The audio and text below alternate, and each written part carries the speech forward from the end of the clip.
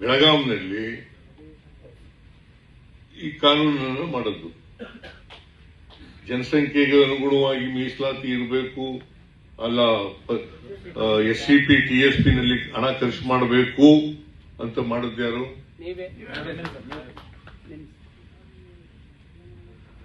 ಅದಕ್ಕಿಂತ ಮೊದಲು 13-14ರಲ್ಲಿ 8,000 ಚಿಲ್ಲರೆ ಇತ್ತು. ನಾನು ಈ ಕಾನೂನು ಮಾಡಿದ್ಮೇಲೆ 15,000 ಆಯ್ತು. 15,000 ಚಿಲ್ಲರೆ.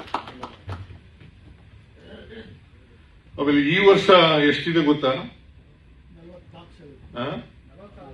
34 ಅಲ್ರಿ, 44,636 ಕೋಟಿ. 44,636 ಕೋಟಿ. ಯಾಕೆ ಮಾಡಲಿಲ್ಲ ಬೇರೆಯವರು?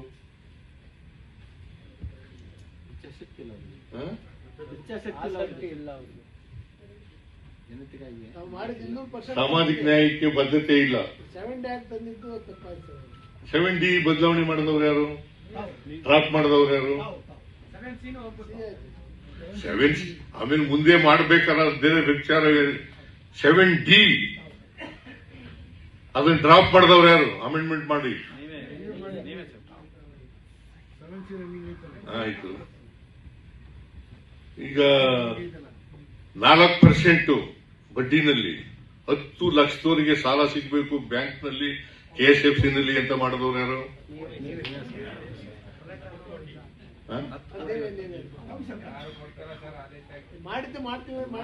ಅಂದ್ರೆ ನಾ ಯಾಕೆ ಇವನ್ನೆಲ್ಲ ಹೇಳ್ತಾ ಇದ್ದೀನಿ ಅಂತಂದ್ರೆ, ಬದ್ಧತೆ ಇದ್ದಾಗ ಮಾತ್ರ ಮಾಡ್ಲಿಕ್ಕೆ ಸಾಧ್ಯ.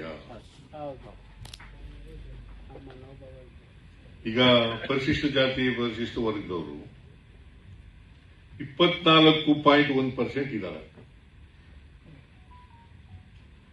2011 ಜನಗಣತಿ ಪ್ರಕಾರ. ಈಗ ಸ್ವಲ್ಪ ಜಾಸ್ತಿನೂ ಆಗಿರ್ಬೋದು. 24.1%. 6.95 ST, 17.15% SC, ಇನ್ಕ್ಲೂಡಿಂಗ್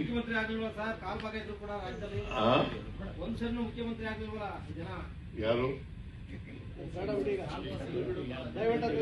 ನೀವು ಗೊತ್ತಾ? ನೀವು ಗೊತ್ತಿಲ್ಲ ಮಾಡಿ ಹೋರಾಟನ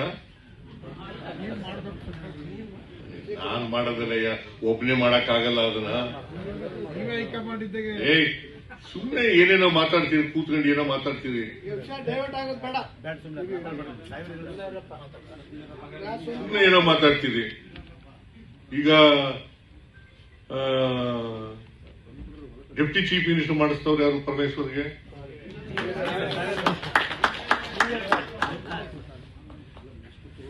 ನಾಲ್ಕೈದು ಮಾಡಬೇಕು ಅಂತಿದ್ರು.